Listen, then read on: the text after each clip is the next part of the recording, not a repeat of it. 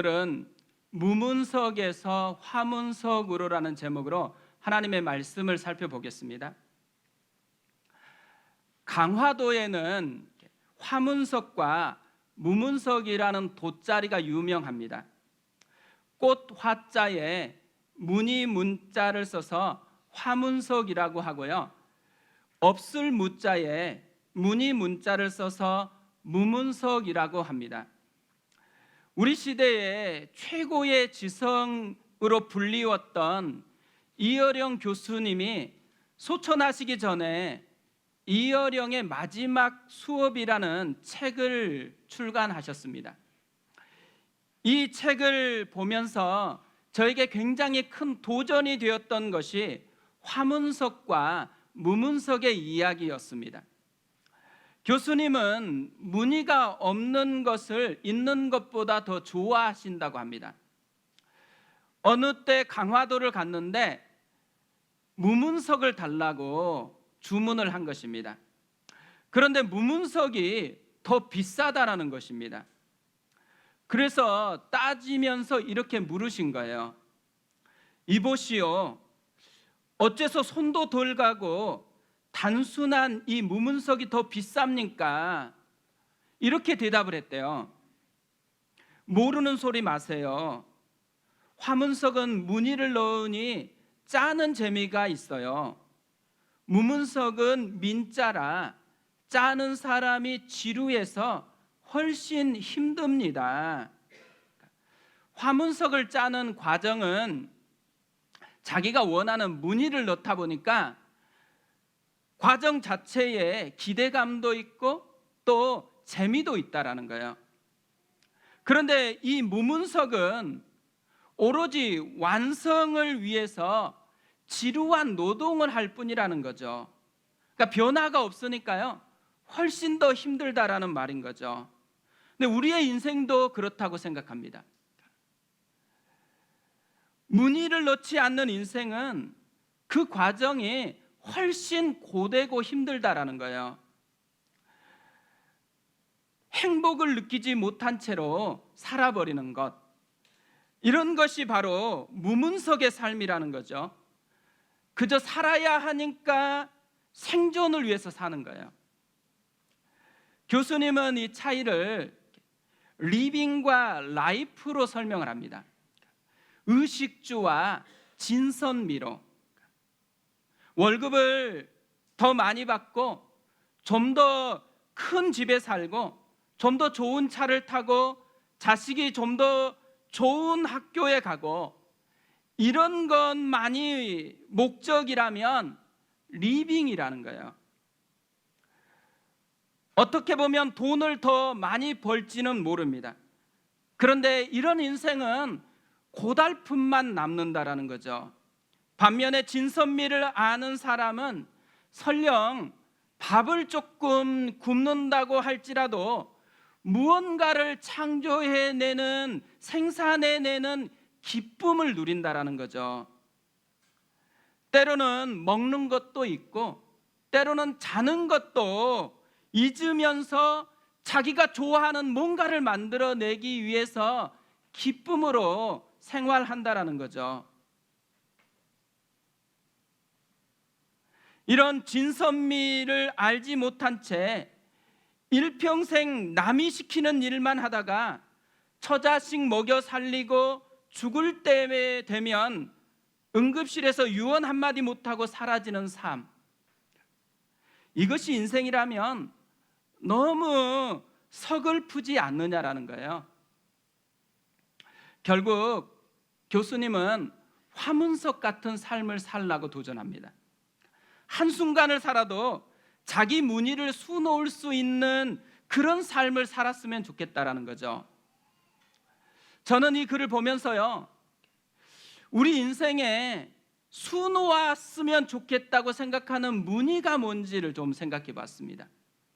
우리 인생에 수놓아야 되는 궁극적인 무늬, 하나님의 스토리더라고요. 예수님을 만난 이야기, 예수님과 함께 했던 이야기, 예수님의 꿈을 꾸며 살았던 이야기인 거죠. 그러니까 마이 스토리가 아니고 히스 스토리입니다. 예수로 사는, 복음으로 사는 우리 인생의 복음서를 쓰는 것이죠. 우리는 지금 어떤 모습일까요? 무문석에 가까울까요? 화문석에 가까울까요? 리빙으로 살아가고 있을까요? 아니면 라이프로 살아가고 있을까요? 마이 스토리만 잔뜩 있을까요? 히스 스토리가 새겨지고 있을까요? 저는 우리가 리빙이 아니고 라이프였으면 좋겠습니다. 무엇을 먹을까, 무엇을 입을까, 생존을 위한 삶 말고 그의 나라와 그의 의를 구하는 삶, 하나님의 스토리가 우리의 인생에 수놓아지는 그런 삶을 좀 맛보며 살아갔으면 좋겠습니다. 오늘 말씀은요, 사마리아 여인에 대한 말씀이에요. 굉장히 많이 알려진 유명한 이야기이죠. 오늘 말씀을 묵상하는데 저는 이 무문석과 화문석의 이야기가 생각이 났습니다. 왜냐하면 이 사마리아 여자의 이야기가 무문석에서 화문석으로 바뀌는 이야기 같다라는 생각을 했기 때문에 그렇습니다. 이 여인은 인생의 전환점을 경험했다라는 거죠. 예수님을 만난 것입니다. 예수님을 만나면서 무문석 같았던 그녀의 인생이 화문석 같은 인생으로 바뀌게 되었다라는 거죠. 예수님을 만나기 전까지는요, 그녀의 인생은 무문석의 인생일 뿐이었습니다. 이것을 오늘 말씀이 우리에게 보여주고 있는 것이죠. 예수님이 없었던 그녀의 인생을 이렇게 묘사를 합니다. 7절을 보세요. 사마리아 여자 한 사람이 물을 기르러 왔음에 예수께서 물을 좀 달라 하시니, 일단 이름이 없어요. 사마리아 여자 한 사람이라고만 소개를 합니다. 이름을 소개할 만한 그런 흔적이 없는 거죠.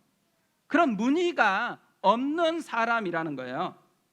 그렇다고 아무런 흔적이 없었냐? 그렇지는 않습니다. 사실 무문석을 만들 때는 진짜 아무 흔적이 없어요. 무늬가 없어요. 하지만 인생은 그렇지 않아요. 아무런 흔적이 없는 채로 살아가는 인생은 없습니다. 살아온 만큼의 여러 가지 다양한 사연의 무늬를 수놓고 살아가는 것이죠. 문제는 우리의 인생에 수놓아져 있는 이것을 하나님이 어떻게 보시느냐인 것이죠. 우리는 인생에 정말 열심히 많은 무늬를 수놓았는데 하나님께서 이게 하나도 가치가 없다라고 생각해 버리는 거예요. 그러면 우리의 인생은 무문석과 같은 인생이 되어버리는 거죠.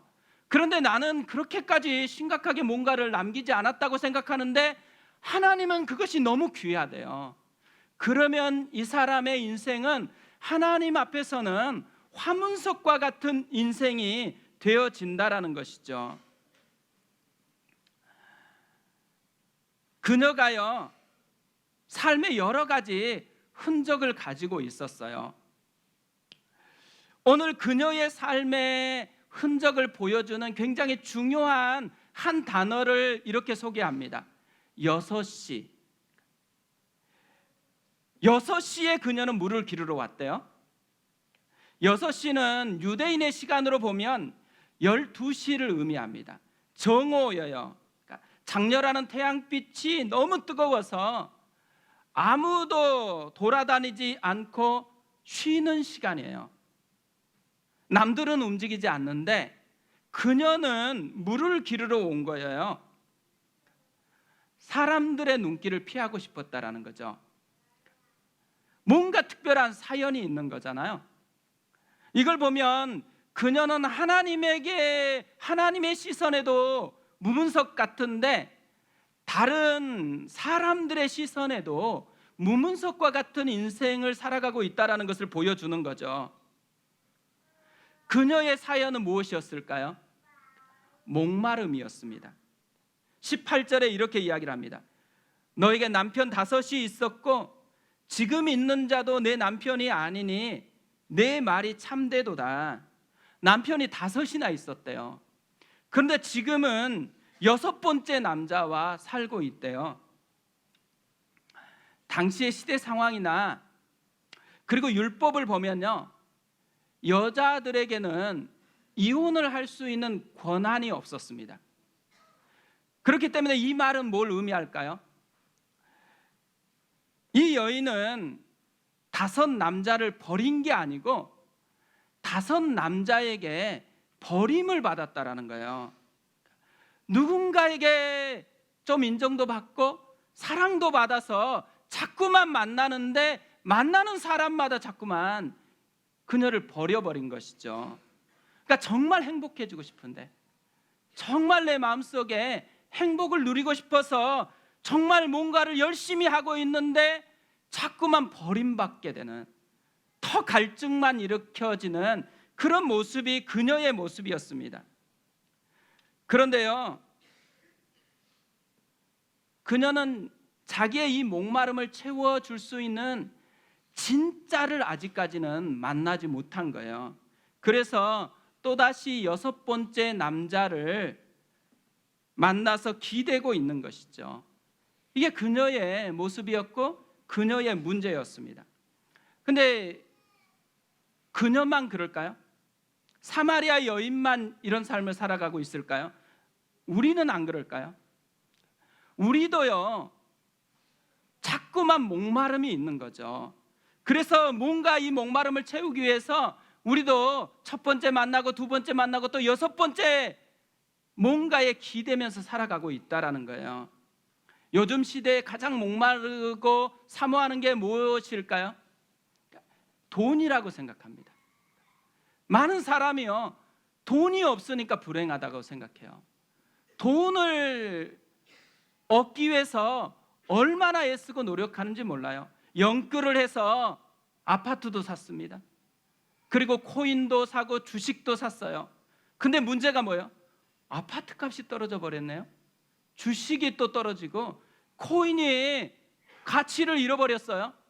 그런데 어떻게 지내요? 여전히 6번째 남자, 다시 코인을 또 기웃거리고 또 주식을 기웃거리고 또 아파트를 기웃거리는 것, 이게 이 여인이나 우리나 목마른 모습은 같다라는 것을 보여주고 있는 것이죠. 예레미야 선지자는 이런 우리의 모습을 예레미야 2장 13절에서 이렇게 이야기를 했습니다. 내 백성이 2가지 악을 행하였나니 곧 그들이 생수의 근원되는 나를 버린 것과 스스로 웅덩이를 판 것인데 그것은 그 물을 가두지 못할 터진 웅덩이들이니라. 우리에게 필요한 것은 6번째 남자가 아니라는 거예요. 근원적인 목마름을 채워줄 수 있는 진짜 생수를 만나야 된다는 거죠. 생수의 근원 되시는 하나님, 생수의 근원 되시는 예수님을 만나야 된다는 거죠. 예수님을 만나기 전까지 모든 인생은 결국 무문석과 같은 인생일 수밖에 없다는 거예요. 그러나 예수님을 만나게 되어지면 무문석과 같았던 그 인생이 화문석과 같은 인생으로 바뀌게 되어진다는 거죠. 이것이 그녀가 경험한 인생이었습니다. 28절 29절에서 이렇게 이야기를 해요. 여자가 물동이를 버려두고 동네로 들어가서 사람들에게 이르되 내가 행한 모든 일을 내게 말한 사람을 와서 보라, 이는 그리스도가 아니냐 하니, 그녀는 예수님을 만나고 난 후에 변화가 된 거예요. 그래서 그녀의 목마름의 상징이었던 물동이를 버려두었습니다. 또 그렇게 부끄럽고 수치감이 있어서 사람들을 피해서 왔는데 이제는 마을로 들어가서 적극적으로 선포를 하는 거예요. 예수님을 만났다는 거예요. 예수님이 진짜 그리스도였고 예수님이 진짜 생수였다라는 것을 선포하고 있다라는 거죠. 그녀의 인생에서 무문석과 같았는데 하나님의 스토리가 쓰여지기 시작하는 거예요. 하나님의 이야기가 쓰여지는 화문석 같은 인생으로 변화가 되어 있다라는 거죠. 주님은요, 오늘 우리에게 이것을 원하시는 거예요. 오늘 우리가 예배를 드리고 있는데 이 예배 가운데 주님이 정말 원하는 한 가지 마음은 문문석과 같은 우리의 인생을 화문석처럼 좀 바꾸고 싶은 거예요. 하나님의 스토리로, 하나님의 풍성한 생수를 맛보는 그 이야기를 우리의 인생에 기록하고 싶어 한다라는 것이죠. 그래서 주님은 지금도 역사하고 계시는 거예요. 그녀에게 역사했듯이. 그녀에게는 어떻게 역사했을까요? 예수님은요, 직접 그녀를 찾아오셨습니다. 3절 4절을 보세요. 이렇게 되어 있습니다. 유대를 떠나사 다시 갈릴리로 가실새 사마리아를 통과하여야 하겠는지라. 뭐가 담겨 있어요? 의지가 담겨 있죠. 그러니까 반드시 사마리아 땅을 통과해서 가야 되겠다라는 예수님의 결단이 포함되어 있어요. 아무리 큰 벽이 가리운다고 할지라도 이 벽을 뛰어넘어서라도 사마리아 땅을 통과하겠대요. 왜 사마리아 땅을 통과해야 되겠어요? 사실 예수님 당시에는요, 유대인들하고 사마리아는 사이가 안 좋았습니다. 그래서 이 사마리아 땅을 통과하지 않았어요. 왜냐하면 오래된 사연이 있었어요. 아수르가 이스라엘을 멸망시켰을 때 아수르는 이주 정책을 썼어요. 그리고 인종과 종교를 혼합하는 정책을 썼습니다.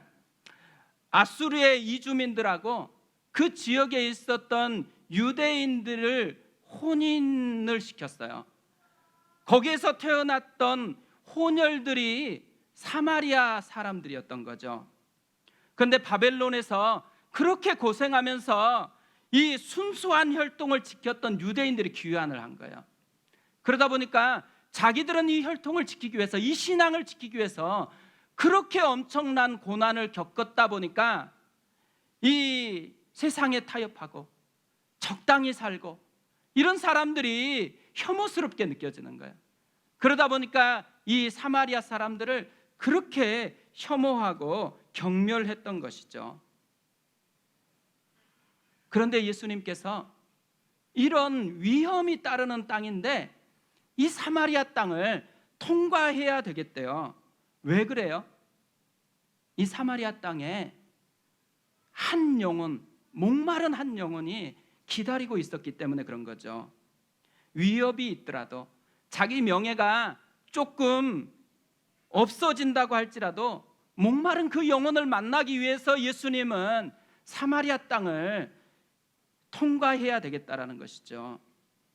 99마리의 양을 버려두고 한 마리의 양을 찾았던 이 목자의 심정으로 주님이 다가오고 있다라는 거죠. 오늘 예배는 예수님이 우리를 찾아온 시간입니다. 주님께서 우리의 목마름을 아시기에, 그 목마름을 채우고 싶어 하시기에 우리에게 찾아오시는 시간인 거죠. 우리가 예배 시간에 우리의 눈을 열어서 사마리아 여인이 보았던 예수 그리스도를 보았으면 좋겠어요.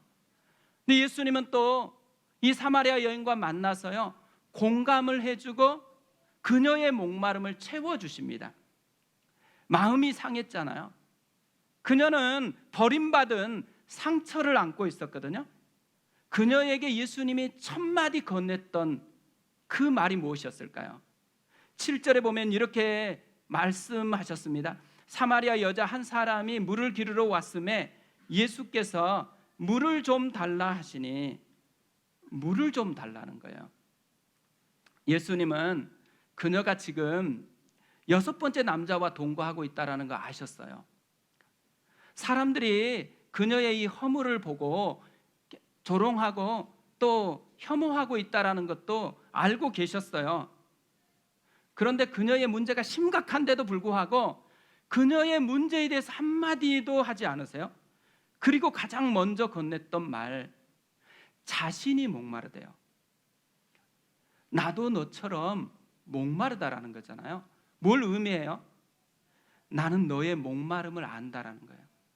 너의 깊은 목마름을 나는 알고 있다라는 것이죠. 예수님은 십자가에서 7마디 말씀을 했어요. 그 중에 하나, 내가 목마르다. 뭘 의미해요? 모든 인생의 목마름을 예수님이 직접 경험했다라는 거예요. 경험해서 알고 있다라는 거죠. 알 뿐만 아니라 이것에서 멈추지 않고 예수님은 그 목마름을 더 풍성한 것으로 채워주고 계시는 거죠. 13절 14절에서 이렇게 말씀합니다. 예수께서 대답하여 이르시되 이 물을 마시는 자마다 다시 목마르려니와 내가 주는 물을 마시는 자는 영원히 목마르지 아니하리니 내가 주는 물은 그 속에서 영생하도록 솟아나는 샘물이 되리라. 예수님이 그녀에게 주신 게 뭐라 그래요? 영원히 목마르지 아니하는 생수, 영생하도록 솟아나는 샘물을 주신다라는 것이죠. 근데 예수님께서 이 여인에게 이 영원히 솟아나는 생수를 언제 주고 계시는 거죠? 예수님은 6시에 그녀와 만나서 이야기를 하고 계시는 거죠. 사실 6시는요, 그녀에게는 굉장히 수치스러운 시간이었어요. 남들이 혹시라도 볼까 봐서 그 시선을 피해서 올 수밖에 없었던 6시였거든요. 그런데 예수님께서는 이 수치를 생각하는 시간을 다시 바꿔주고 있다라는 것이죠. 놀랍게도요, 예수님은 6시에 십자가에서 못 박히셨습니다. 마태복음 27장 25절에서 제6시로부터 온 땅에 어둠이 임하여 제9시까지 계속되더니 뭘 우리에게 알려주고 싶은 거예요? 무문석과 같은 6시, 우리 인생의 6시, 그 6시에 예수님이 그 모든 수치를 안고서 십자가에서 대신 못 박혀 죽으셨다라는 거예요. 그것을 다 본인이 가져가시고 우리에게는 새로운 문의를 수놓고 싶어 하신다라는 것이죠. 예수님께서 우리에게 주고 싶었던 진짜 생수, 영원히 목마르지 않고 영생하도록 솟아나게 하는 그 생수가 뭐냐면 십자가에서 내어주신 자기 자신이라는 것을 알려주고 싶은 거죠. 이사야 53장 5절 6절은 이렇게 말씀합니다. 그가 찔림은 우리의 허물 때문이요 그가 상함은 우리의 죄악 때문이라. 그가 징계를 받음으로 우리는 평화를 누리고 그가 채찍에 맞음으로 우리는 나음을 받았도다. 우리는 다 양 같아서 그릇 행하여 각기 제 길로 갔거늘 여호와께서는 우리 모두의 죄악을 그에게 담당시키셨도다.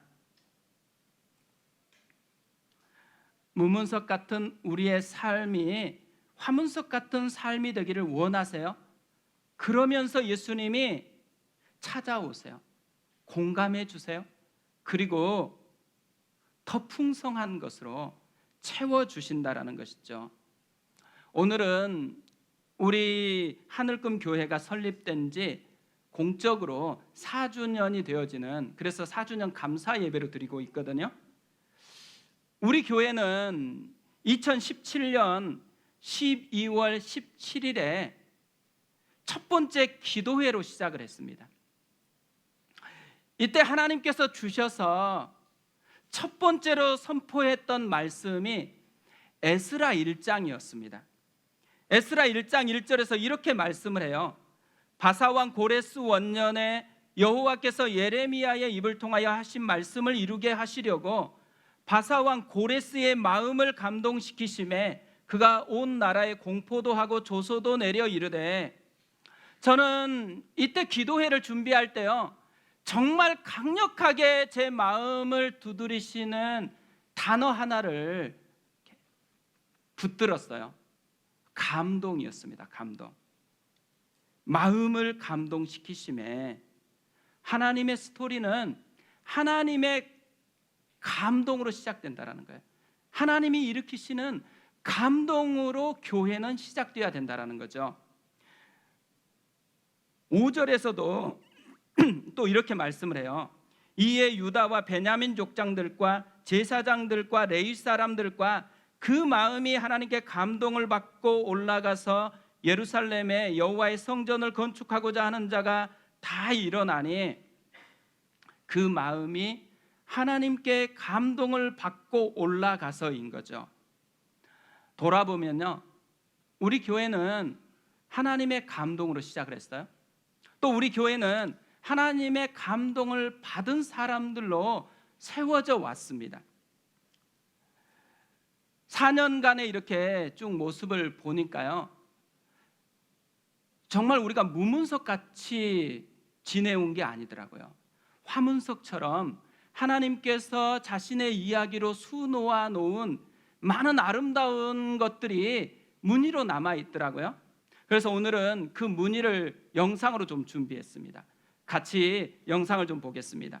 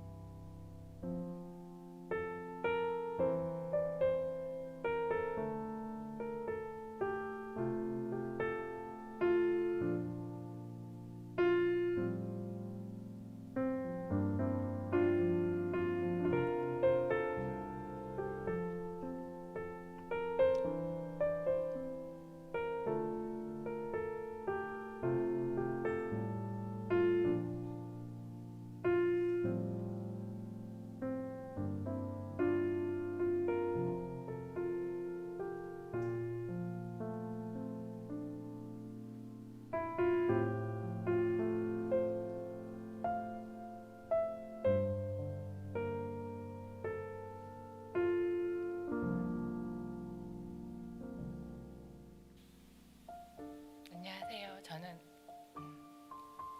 제2기 제자반 하성조입니다. 마귀가 계속 저를 향해 죽으라고 말하고 있었습니다. 그런 제게 너는 가만히 있어라. 내가 당하고 오겠다. 마치 엄마가 아이에게 금방 갔다 올 테니까 엄마 여기서 기다리고 있어 하는 그런 것처럼 주님은 제게 말씀하시는 듯 했습니다.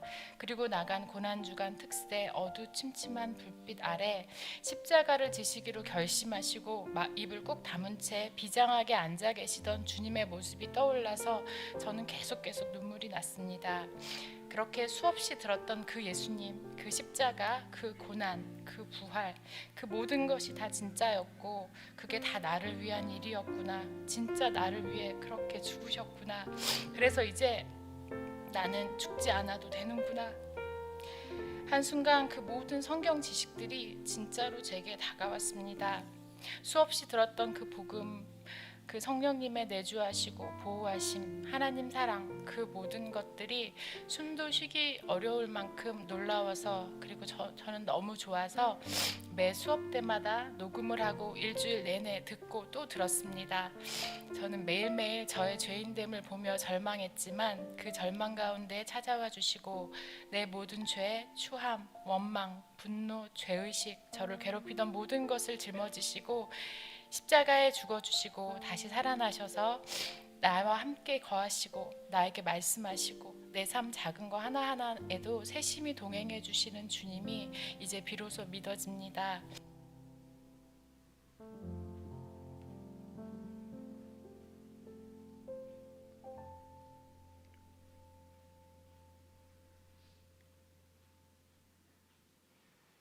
저는 저 영상을 보면서 하나님의 그 일하심이 뭘로 잘 드러났느냐 생각해 보니까요, 사람이었습니다. 사람. 한 분 한 분의 인생을 정말 무문석에서 화문석처럼 바꿔주신 하나님의 뚜렷한 흔적, 이게 우리 교회가 지금까지 오면서 발견되어지는 은혜였어요. 앞으로 또 길을 걸어갑니다. 앞으로의 모든 길 속에 히스 스토리가 점점 더 풍성하게 수놓아지는 그런 교회 되었으면 좋겠습니다. 그러기 위해서 우리가 해야 될 일은 많지 않습니다. 마음을 여는 거예요. 예수님께 마음을 열고 그분이 다가오신 것을 그대로 받아들이고 그분을 나의 그리스도로 선포하는 것이죠. 우리의 매일 삶 속에서 그러므로 말미암아 그리스도의 이야기가 쓰여져가는 그런 은혜를 누렸으면 좋겠습니다. 우리 그 마음을 가지고 이 시간에 찬양하고 기도하겠습니다.